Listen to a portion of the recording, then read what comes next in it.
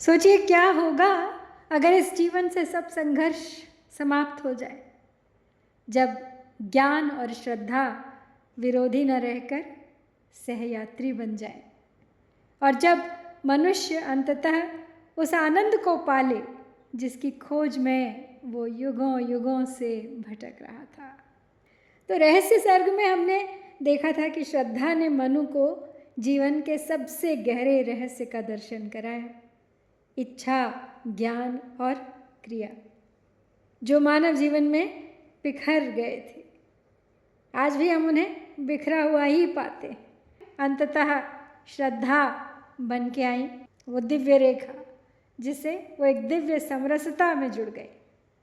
और अब कामायनी का अंतिम और सर्वोच्च सर्ग हम आरंभ करने जा रहे हैं, आनंद सर्ग। यहाँ आनंद ही आनंद है, न संघर्ष है, न कोलाहल है, न कर्मलोक की व्यग्रता है, न ज्ञान लोक की शुष्कता है। यहाँ एक नई मानवता चल रही है, धीरे धीरे शांत भाव से एक पवित्र तीर्थ की ओर। लेकिन वो तीर्थ कोई भौगोलिक स्थान नहीं है, वो मानव चेतना की एक अवस्था है जहाँ जीवन स्वयं आनंद बन जाता है। और इस सर्ग में हम करने जा रहे हैं वही आनंद यात्रा। चलिए प्रारंभ करते हैं। चलता था धीरे धीरे वह एक यात्रियों का दल, सरिता के रम्य पुलिन में गिरिपथ से ले निज संबल, या सोमलता से आवृत वृष धवल धर्म का प्रतिनिधि, घंटा बजता तालों में उसकी थी मंथर गतिविधि। यहाँ पे यात्रियों के दल की बात हो रही है जो चला आ रहा है कहीं से। तो इस पंक्ति में इस सर्ग की पृष्ठभूमि छिपी हुई है। तो आइए आगे बढ़ने से पहले एक बार पीछे मुड़ के देख लेते हैं। जब श्रद्धा मानव को इड़ा के पास छोड़कर चली गई तो इड़ा ने उसके सहयोग से सारस्वत नगर की पुनः व्यवस्था की, जिसका परिणाम ये हुआ कि सारस्वत नगर के सभी निवासी पूर्ण धन धान्य से युक्त हो गए और वे पारस्परिक भेदभाव भुलाकर आपस में एक परिवार की भांति रहने लगे। अब एक दिन इड़ा और मानव के साथ सारस्वत नगर के निवासी भी कैलाश पर श्रद्धा और मनु के दर्शन करने चल दिए। तो ये वही यात्रियों का दल है। तो यात्रियों का ये दल नदी तथा पर्वतों की रमणीयता को देखता हुआ धीरे धीरे आगे बढ़ रहा था।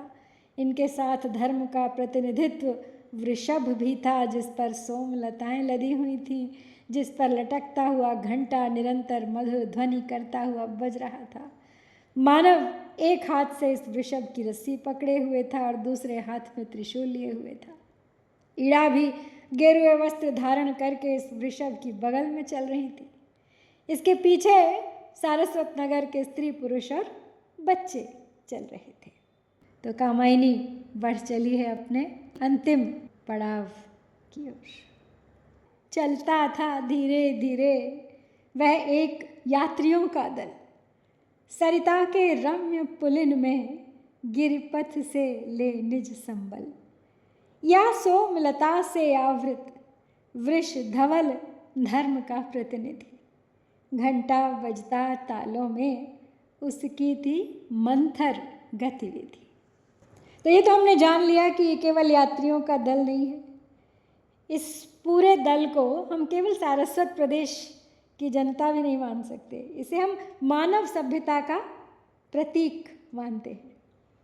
और धीरे धीरे चलना ये भी बात अत्यंत महत्वपूर्ण है। आध्यात्मिक विकास कभी क्रांति की तरह नहीं आता, वो वृक्ष के जैसे धीरे धीरे बढ़ता है, अदृश्य, मंथर लेकिन स्थायी। तो सरिता का पुलिन ये जीवन की प्रवहमान धारा है जो निरंतर बहती रहती है, चलती रहती है अपने किनारों के साथ साथ। गिरपथ उन कठिन अनुभवों का प्रतीक है यहाँ, जिससे मानवता होकर गुजरी है, और अब से सब अपनी अर्जित चेतना को साथ लेकर आगे बढ़ रहे हैं। शाब्दिक अर्थ देखें तो केवल सारस्वत प्रदेश के यात्रियों का एक दल है इड़ा मानव के साथ कैलाश पर्वत की यात्रा के लिए जा रहा है। अपने साथ सभी काम आने वाली वस्तुओं को भी लेकर चल रहे हैं। नदी का एक सुंदर किनारा पकड़ लिया है और पर्वत के रास्ते से धीरे धीरे आगे बढ़ रहे हैं। उस दल के साथ एक प्रतीक है धर्म का, सफ़ेद बैल। वृषरज्जु वाम कर में था, दक्षिण त्रिशूल से शोभित, मानव था साथ उसी के, मुख पर था तेज अपरिमित। के हरि किशोर से अभिनव अवयव प्रस्फुटित हुए थे, यौवन गंभीर हुआ था, जिसमें कुछ भाव नए थे। वृषरज्जु वाम कर में था, दक्षिण त्रिशूल से शोभित, मानव था साथ उसी के, मुख पर था तेज अपरिमित। केहरि किशोर से अभिनव अवयव प्रस्फुटित हुए थे, यौवन गंभीर हुआ था, जिसमें कुछ भाव नए थे। तो पहले भी हमने बताया कि एक वृष यानी एक बैल की रस्सी थामे मानव चल रहे हैं। बाएं हाथ में बैल की रस्सी है, दाहिने हाथ में त्रिशूल शोभित हो रहा है और मुख पर असीम तेज झलक रहा है। मानव के शरीर के सभी अंग एक सिंह के बच्चे के समान खिल उठे थे, अर्थात युवावस्था के कारण पूर्ण विकसित होकर शोभा दे रहे थे। यौवन की गंभीरता उसमें आ गई थी और इसी से उसका हृदय युवावस्था की नई नई उमंगों से भरा हुआ प्रतीत हो रहा था। केहरि किशोर, इसी शब्द में छिपी है मानव के रूप की और चरित्र की सज्जा। तो यहाँ पे जो वृष है यानी बैल, वो धर्म का प्रतीक है। और धर्म यहाँ पे कोई संप्रदाय नहीं है, कोई हिंदू मुस्लिम जैन बुद्ध इत्यादि। धर्म अर्थात वो व्यवस्था जो जीवन को संतुलित रखती है। सोमलता से आवृत वृक्ष बताता है सच्चा धर्म कठोर नहीं होता, उसमें सौम्यता होती है, उसमें रस होता है। इसीलिए सोमलता प्रतीक है धर्म के गुणों की, कि धर्म कैसा होना चाहिए। धर्म में कट्टरता का कोई स्थान नहीं है। त्रिशूलधारी पुरुष की बात हुई है यहाँ वृषभ के साथ, बैल के साथ। तो त्रिशूलधारी और नंदी बैल के साथ उस पर सवार तो शंकर के अतिरिक्त कोई नहीं। तो महादेव बना ये कौन पुरुष है? यहाँ कोई और नहीं, ये मानव है, मनु का पुत्र जो इड़ा के साथ साथ चल रहा है। लेकिन वो पुराने मनु की तरह विकल नहीं है, उसके मुख पर तेज है, उसके भीतर आत्मबोध है, क्योंकि आत्मबोध व्यक्ति को प्रकाशमान कर देता है। एक उदाहरण प्रस्तुत कर रहे हैं संभवतः कि इस शिवमय सृष्टि में मनुष्य को भी शिव होना होगा। चल रही इड़ा भी वृष के दूसरे पार्श्व में नीरव, गैरिक वसना संध्यासी, जिसके चुप थे सब कलरव। उल्लास रहा युवकों का, शिशुगण का था मृदु कल कल, महिला मंगल गाने से मुखरित था वह यात्री दल। चल रही इड़ा भी वृक्ष के दूसरे पार्श्व में नीरव, गैरिक वसना संध्यासी, जिसके चुप थे सब कलरव। उल्लास रहा युवकों का, शिशुगण का था मृदु कल कल, महिला मंगल गानों से मुखरित था वह यात्री दल। कथा के अनुसार बैल एक और ईड़ा बैल के एक और चुपचाप चलती चली जा रही है, संध्या की लाल आभा के समान गेरुए वस्त्र धारण किए हुए। जिस प्रकार संध्या के समय सब पक्षियों का चहचहाना बंद हो जाता है, उसी प्रकार उनकी मनोकामना भी तृप्त होने के कारण बिल्कुल शांत हो चुकी थी। दल के सभी युवक बड़े हर्षपूर्ण विनोद करते जा रहे थे। बच्चे कोमलता के साथ शोरगुल कर रहे थे और स्त्रियां मंगल गीत गाती हुई चल रही थी। इस प्रकार ये दल बहुत ही अधिक प्रसन्न चित्त ध्वनित होता हुआ चला जा रहा था।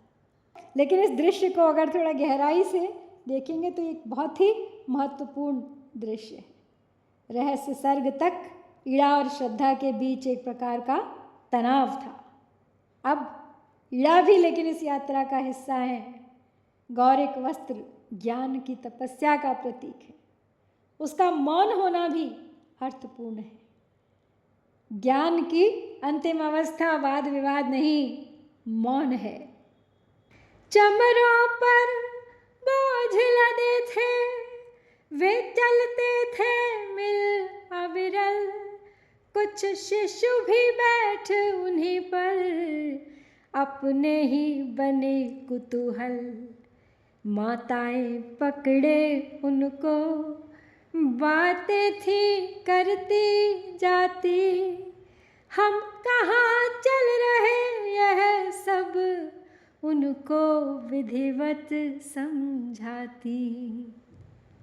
चमरों पर बोझ लदे थे, वे चलते थे मिल अविरल, कुछ शिशु भी बैठ उन्हीं पर, अपने ही बने कुतूहल। माताएं पकड़े उनको, बातें थी करती जाती, हम कहाँ चल रहे यह सब उनको विधिवत समझाती। चमर एक पशु होता है, तो चमरों पर बोझ लदे थे, यानी उस दल ने अपना सामान चमरी गायों पर लादा हुआ था जो आपस में सट कर चल रही थी, और उन गायों पर कुछ बच्चे भी बैठ कर चल रहे थे जो एक दूसरे के लिए तमाशा बने हुए थे, कौतूहल से एक दूसरे को देख रहे थे। उन बच्चों की माताओं ने उन्हें पकड़ा हुआ था और बड़े ही सुंदर ढंग से उनको संभालते हुए, उनको समझाती हुई, बताती हुई जा रही थी कि हम कहाँ जा रहे हैं। तो ये प्रसाद जी की एक सामाजिक दृष्टि है कि आनंद केवल व्यक्तिगत मुक्ति नहीं होता। आनंद तब पूर्ण होता है जब अगली पीढ़ी तक पहुंचता है। यहाँ संस्कृति का हस्तांतरण हो रहा है। माता अपने बच्चों को केवल मार्ग नहीं बता रही हैं, वो यहाँ पे एक जीवन की दृष्टि भी दे रही हैं उनको कि कैसे जीना है, कैसे आगे बढ़ना है, कैसे समस्याओं से जूझना है, कैसे अपने लक्ष्य तक पहुँचना है।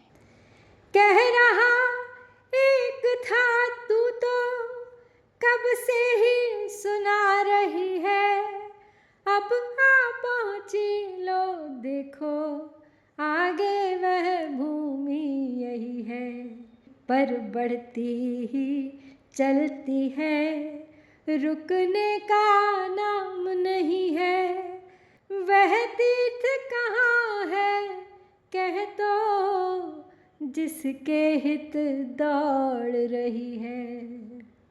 कह रहा एक था तू तो कब से ही सुना रही है, अब आ पहुँची लो देखो आगे वह भूमि यही है, पर बढ़ती ही चलती है, रुकने का नाम नहीं है, वह तीर्थ कहाँ है कह तो जिसके हित दौड़ रही है।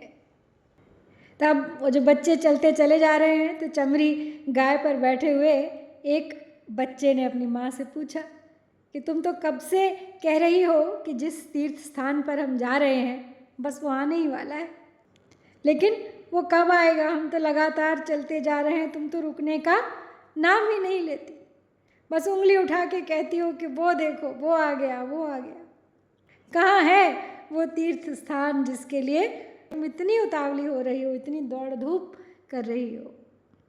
तो यहाँ पे वो जो बालक का प्रश्न है उसको गंभीरता से देखें तो वो एक साधक का प्रतीक है, एक साधक का प्रश्न है।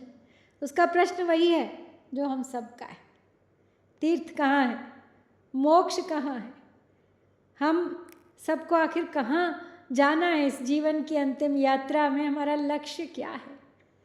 हम सब जीवन भर इसी प्रश्न के उत्तर की खोज करते रहते हैं। वह अगला समतल जिस पर है देवदार का कानन, घन अपनी प्याली भरते ले जिसके दल से हिमकण। हाँ इसी ढालवे को जब बस सहज उतर जावे हम, फिर सन्मुख तीर्थ मिलेगा वह अति उज्ज्वल पावनतम।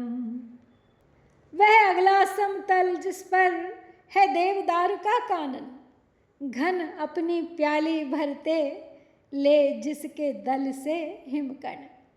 हाँ इसी ढालवे को जब बस सहज उतर जाए हम, फिर सन्मुख तीर्थ मिलेगा वह अति उज्ज्वल पावनतम। तो माँ फिर अपने बच्चे को उत्तर देते हुए कहती है कि बेटा वो जो आगे समतल भूमि दिखाई दे रही है, जहाँ पे देवदार के पेड़ों का वन दिखाई दे रहा है, जिनके पत्तों से ओस की बूंदें इकट्ठी करके बादल भी अपना कटोरा भरता है। जब हम इस ढलमा भूमि से सरलता से उतर जाएंगे, तभी हमें अपने सामने सबसे पवित्र वो तीर्थ स्थान मिलेगा जहाँ हम जा रहे हैं। तो देवदार का कानन, देवदार हिमालय की स्थिरता का प्रतीक माना जाता है। एक बहुत गहरा संकेत छिपा है यहाँ भी। तीर्थ तक पहुँचने के लिए पहले उतरना होगा। आध्यात्मिकता में ये बहुत बड़ा सत्य है। अहंकार से नीचे उतरे बिना कोई तीर्थ नहीं मिलता। वह समीप पहुँच कर बोला उसको रुकने को, बालक था मचल गया था कुछ और कथा सुनने को। वह अपलक लोचन अपने पादाग्र विलोकन करती, पथ प्रदर्शिका सी चलती, धीरे धीरे डग भरती। वह इड़ा समीप पहुंचकर बोला उसको रुकने को, बालक था मचल गया था कुछ और कथा सुनने को। वह अपलक लोचन अपने पादाग्र विलोकन करती, पथ प्रदर्शिका सी चलती, धीरे धीरे डग भरती। तब वो बालक अपनी उस चमरी गाय से उतर के इड़ा के पास पहुंच गया और उसको रुकने के लिए हठ करने लगा। वो शायद अभी तक संतुष्ट नहीं था अपनी माता के उत्तर से। वो इड़ा से उस तीर्थ स्थान के बारे में जानने के लिए मचलने लगा और इड़ा अपनी उंगलियों पर टकटकी बांधे अपने दल का पथ प्रदर्शन करती हुई आगे आगे चलती जा रही थी, धीरे धीरे डग भरती हुई। अब यहाँ पे वो बालक इड़ा के पास पहुँचा है कुछ पूछने, अपने प्रश्न का उत्तर जानने। अब यहाँ इसमें भी एक गूढ़ रहस्य छुपा है कि वो बालक इड़ा के पास पहुँचता है तो इड़ा क्या है, एक गुरु का रूप लिया है इन्होंने, गुरु का प्रतीक है, शिक्षक बन गई है। ज्ञान अब शुष्क तर्क नहीं रहा है, वो करुणामय शिक्षा बन गया है। तो ये परिवर्तन बहुत ही महत्वपूर्ण है और आवश्यक भी है।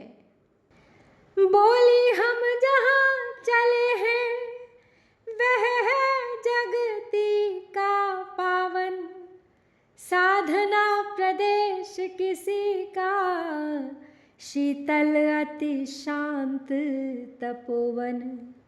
कैसा क्यों शांत तपोवन, विस्तृत क्यों नहीं बताती। बालक ने कहा इड़ा से, वह बोली कुछ सकुचाती। बोली हम जहाँ चले हैं वह है जगती का पावन, साधना प्रदेश किसी का शीतल अति शांत तपोवन। कैसा, क्यों शांत तपोवन, विस्तृत क्यों नहीं बताती? बालक ने कहा इड़ा से, वह बोली कुछ सकुचाती। अब उस बालक के प्रश्न का उत्तर देती हुई इड़ा बोली कि हम जहाँ जा रहे हैं वो सारे संसार का सबसे पवित्रतम स्थान है। वहाँ पर एक व्यक्ति ने तप करके सिद्धि प्राप्त की है। वो अत्यंत शीतल और शांत तपोभूमि है। हम उस भूमि पर और उस तपस्वी से साक्षात्कार करने जा रहे हैं। तो उस बालक ने फिर पूछा कि वो तपोवन कैसा है और तपोवन शांत क्यों है, तुम मुझे विस्तार से क्यों नहीं समझाती? तब इड़ा कुछ संकोच का अनुभव करती हुई उसे आगे की बात बताती हैं। तो यहाँ पे ये तपोवन वास्तव में क्या है? ये तपोवन भी एक आध्यात्मिक अवस्था ही तो है, जहाँ मन शांत हो, इच्छाएं संतुलित हो, जीवन समरस हो, बस वही तपोवन है। इन बालक ने तो उस शांति का अनुभव नहीं किया है अभी तक, इसीलिए उसका प्रश्न है कि ये तपोवन शांत क्यों है। सुनती हूँ एक मनस्वी था वहाँ एक दिन आया, वह जगती की ज्वाला से अति विकल रहा झुलसाया। उसकी वह जलन भयानक फैली गिरी अंचल में, फिर दावाग्नि प्रखर लपटों ने कर लिया सघन बन अस्थिर। सुनती हूँ एक मनस्वी था वहाँ एक दिन आया, वह जगती की ज्वाला से अति विकल रहा झुलसाया। उसकी वह जलन भयानक फैली गिरी अंचल में, फिर दावाग्नि प्रखर लपटों ने कर लिया सघन बन अस्थिर। तब उस बालक के प्रश्न का उत्तर देते हुए इड़ा कहती हैं, मैंने सुना है कि एक दिन एक बहुत ही बुद्धिमान और मननशील व्यक्ति वहाँ आया था, जो संसार की पीड़ाओं से बहुत ही व्याकुल और जर्जर हो रहा था, टूट चुका था। उस व्यक्ति की वो भयानक जलन पर्वत की तलहटी में इस तरह फैल गई जैसे कोई दावाग्नि यानी जंगल की आग तीव्र गति से सारे वन में फैल जाती है। अर्थात उसकी वेदना की पीड़ा के कारण उस पर्वत के सभी प्राणी व्याकुल और बेचैन हो गए। तो मनस्वी पुरुष कौन है? तो यहाँ इड़ा जिस मनस्वी की कथा कह रही हैं वो वास्तव में मनु ही है। वे संसार की ज्वाला से झुलसे थे। ये ज्वाला क्या है? तृष्णा, अहंकार, अकेलापन, असंतोष, संघर्ष, इन सब से जूझ के मनु यहाँ पहुँचे थे। और हर संवेदनशील मनुष्य इस ज्वाला से कभी न कभी तो गुजरता ही है, लेकिन फिर यही ज्वाला इसी बीच से गुजरकर उसे शांति का, शीतलता का मार्ग भी मिलता है। थी अर्धांगिनी उसी की जो से खोजती आई, यह दशा देख करुणा की वर्षा दृग में भर लाई। वरदान बने फिर उसके आंसू करते जगमंगल, सब ताप शांत होकर बन हो गया हरित सुख शीतल। सब ताप शांत होकर बन हो गया हरित सुख शीतल। थी अर्धांगिनी उसी की जो उसे खोजती आई, यह दशा देख करुणा की वर्षा दृग में भर लाई। वरदान बने फिर उसके आंसू करते जग मंगल, सब ताप शांत होकर बन हो गया हरित सुख शीतल। तो इड़ा उस बच्चे को उस तपोवन की कथा सुनाती हुई कहती ही गई मनु के बारे में उन्होंने पहले बताया, मनस्वी व्यक्ति बताते हुए उन्हें फिर कहते हैं कि उस मनस्वी व्यक्ति की पत्नी उसे खोजती हुई आई। उसने जब अपने पति की ऐसी दशा देखी तो उसका हृदय और भी अधिक करुणा से भर गया और आंखों में आंसू आने के कारण ऐसा लगता था मानो करुणा के बादल वर्षा करने को आ गए हों। फिर उस विरहिणी के आंसू जग का मंगल करने के कारण वरदान बन गए, क्योंकि उनके प्रभाव से जग के सभी प्रकार के कष्ट नष्ट हो गए और वो सूखा हुआ वन हरियाली और सुख देने वाली शीतल छाया में परिणत हो गया। और हमारी यात्रा हमें उसी वन की ओर ले जा रही है।